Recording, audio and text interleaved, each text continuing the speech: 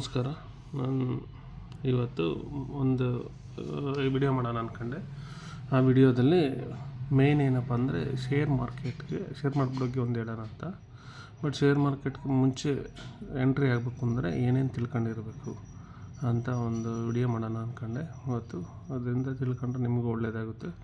ದಯವಿಟ್ಟು ಒಂದು ಸಲ ಎಲ್ಲರೂ ಕೇಳಿ ಆಮೇಲೆ ಮಾರ್ಕೆಟಿಗೆ ಬನ್ನಿ. ಇಲ್ಲ ಅಂದರೆ ನೀವು ಯಾರ್ಯಾರು ಲಾಸ್ ಆಗಿದ್ದಾರೆ ಅದ್ರ ಜೊತೆ ನೀವು ಸೇರ್ಕೊಂತೀರ. ಅದಕ್ಕೋಸ್ಕರ ನೋಡೋಕೆ ಈಸಿ ಕಾಣುತ್ತೆ, ಬಟ್ ಇದು ಈಸಿ ಇರಲ್ಲ. ದಯವಿಟ್ಟು ಒಂದ್ಸರಿ ಈ ವಿಡಿಯೋ ನೋಡಿ, ನಾನು ಒಂದ್ಸರಿ ಹೇಳ್ತೀನಿ ಕ್ಲಿಯರಾಗಿ, ಆಮೇಲೆ ನಿಮ್ಗೆ ಅನಿಸುತ್ತೆ ಇದು ಕರೆಕ್ಟ್ ಅಂತ.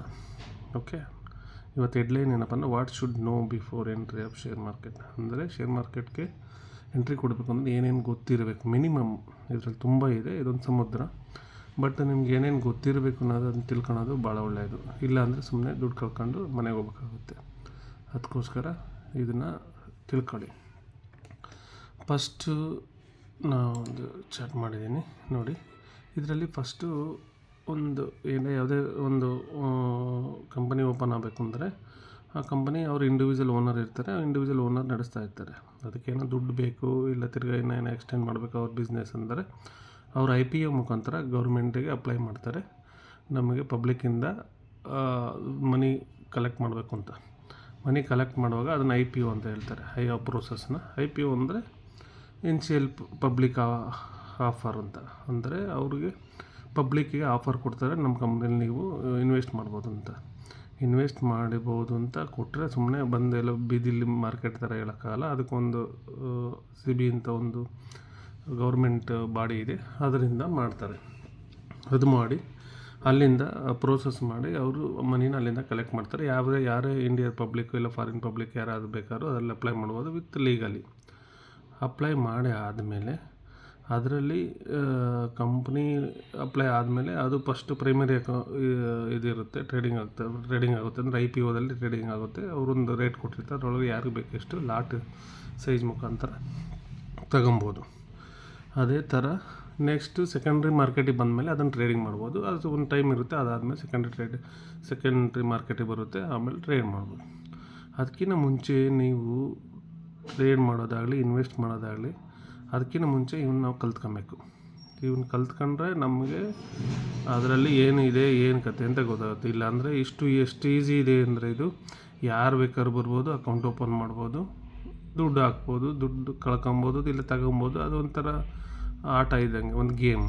ಅದಕ್ಕೋಸ್ಕರ ಫಸ್ಟು ತಿಳ್ಕೊಂಡು ಇದರಲ್ಲಿ ಇನ್ವೆಸ್ಟ್ ಮಾಡೋದು ಒಳ್ಳೆಯದು ಅಂತ ನನಗನ್ನಿಸುತ್ತೆ. ಇದ್ರ ರೇಷಿಯೋ ನೋಡಿದರೆ 95% ಫೇಲ್ ಇರ್ತಾರೆ, 5% ಮಾತ್ರ ಇದು ಮಾಡ್ತಾರೆ. ಯಾಕೆ ಏನಂತ ನನಗೆ ಹೇಳ್ತೀನಿ. ಇದರಲ್ಲಿ ಮೇನ್ ಬಾಡಿ ಬರೋದು ಫಂಡ್ ಮ್ಯಾನೇಜರ್ಸ್ ಇರ್ತಾರೆ, FIS, DIS ಎಲ್ಲರೂ ಇರ್ತಾರೆ. ಅಂದರೆ ನಾವು ರಿಟೇಲ್ ಟ್ರೇಡರು ಇರ್ತಾರೆ, ಎಲ್ಲರೂ ಇರ್ತಾರೆ, ದೊಡ್ಡವರು ಇರ್ತಾರೆ, ಚಿಕ್ಕವರು ಇರ್ತಾರೆ, ಎಲ್ಲರೂ ಇರ್ತಾರೆ. ಅದರಲ್ಲಿ ಯಾರು ಬೇಕಾದ್ರೂ ಇನ್ವೆಸ್ಟ್ ಮಾಡ್ಬೋದು, ಯಾರು ಬೇಕಾದ್ರೂ ಟ್ರೇಡ್ ಮಾಡ್ಬೋದು. ಯಾರಿಗೆ ರಿಸ್ಟ್ರಿಕ್ಷನ್ ಇಲ್ಲ, ಇಷ್ಟೇ ಮಾಡಬೇಕು ಅಂತ. IPO ಅಂದರೆ ಏನು ಅಂತ ಒಂದು ತಿಳ್ಕೊಳ್ಳೋಣ. IPO ಅಂದರೆ ಏನು ಅಂದರೆ, ಈಗ ನಾನು ನಮ್ಮ ಇದಕ್ಕೆ ಕೈಟಿಗೆ ಹೋಗ್ತೀನಿ, ಜಿರೋದವ್ರದ್ದು. ಇಲ್ಲಿ ನೋಡಿ, ಇಲ್ಲೊಂದು ಇದೆ, ಇದು ಚಾರ್ಟು, ಇದನ್ನ ಹೇಳ್ತಾರೆ. ಚಾರ್ಟ್ ಅಂದರೆ ನೋಡಿ, ಇಲ್ಲಿ ಅವರು ಕೊಟ್ಟಿರ್ತಾರೆ IPO ಏನು, IPO ಹೆಂಗೆ ಅಪ್ಲೈ ಮಾಡಬೇಕು ಅಂತ ಒಂದು ಹೇಳಿರ್ತಾರೆ. ನೀವು ಬೇಕಾದ್ರೆ ಅಲ್ಲಿಂದ ಹೋಗಿ IPO ಅಪ್ಲೈ ಮಾಡ್ಬೋದು. ಇಲ್ಲ ಅಂದರೆ IPO ಅಪ್ಲೈ ಮಾಡೋದು ಅದೆಲ್ಲ ಒಂದು ಸುಮ್ಮನೆ ಪ್ರೋಸೆಸ್. ಫಸ್ಟ್ ನೀವು ಅಲ್ಲಿ ಯಾವುದು ಮಾಡೋಕ್ಕೆ ಹೋಗ್ಬೇಡ್ರಿ. ಇಲ್ಲೆಲ್ಲ ಕೊಟ್ಟಿರ್ತಾರೆ IPOದಲ್ಲಿ ನೀವು ಹೆಂಗೆ IPO ಅಪ್ಲೈ ಮಾಡಬೇಕು ಅಂತ ಅವ್ರು ತೋರಿಸ್ತಾರೆ, ಮಾಡ್ಕೊಂಬಿಟ್ಟು. ಬಟ್ ಅಲ್ಲಿಗೇನು ಇವಾಗ ನಿಮ್ಗೆ ಗೊತ್ತೇ ಇಲ್ಲ ಅಂದರೆ IPO ಯಾವುದೂ ನೋಡೋಕ್ಕೆ ಹೋಗ್ಬಾರ್ದು.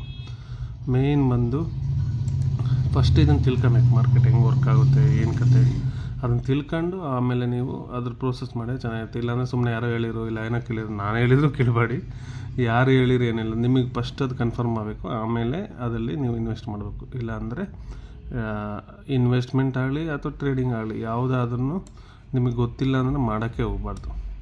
ಏನು ಗೊತ್ತಿದೆ ಅದು ಮಾತ್ರ ಮಾಡಬೇಕು. ಇದರಲ್ಲಿ ಮೇಯ್ನು ನಾನು ಎಕ್ಸ್ಪ್ಲೈನ್ ಮಾಡ್ತೀನಿ. ಇದನ್ನು ಎಕ್ಸ್ಪ್ಲೈನ್ ಮಾಡೋದು ಈ ವಿಡಿಯೋದಾಗ ಮಾಡೋಣ, ಇಲ್ಲ ಇನ್ನೊಂದು ವಿಡಿಯೋ ಮಾಡೋಣ ಅಂತ ಇದ್ದೀನಿ. ಇದಾಗಲೇ 5 ನಿಮಿಷ ಆಗ್ತಾಯಿದೆ. ಓಕೆ, ನಾನು ಇದನ್ನು ಕ್ಲೋಸ್ ಮಾಡಿ ನೆಕ್ಸ್ಟ್ ವಿಡಿಯೋ ಸ್ಟಾರ್ಟ್ ಮಾಡ್ತೀನಿ. Thank you.